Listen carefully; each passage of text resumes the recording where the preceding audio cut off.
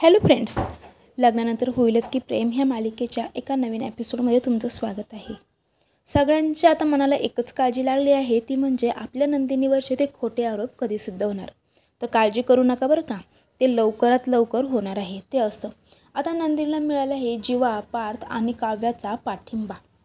वसुधाला पुन्हा दिले काव्याने खूप मोठं चॅलेंज। येत्या 2 दिवसात तुमचा खरा चेहरा सर्वांसमोर आणणार असं आता काव्याने वसुधाला सांगितलं आहे।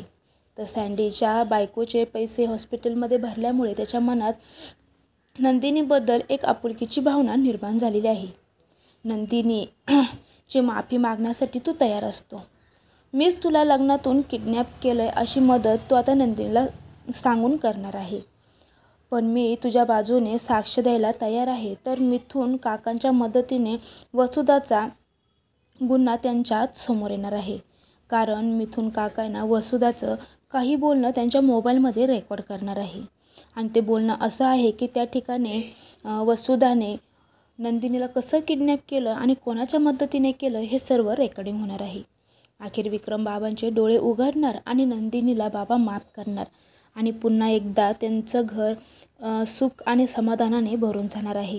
व्हिडिओ आवडला असेल तर प्लीज व्हिडिओला एक लाईक करा, चॅनलला सबस्क्राईब केलं नसेल तर सबस्क्राईब करा। थँक्यू।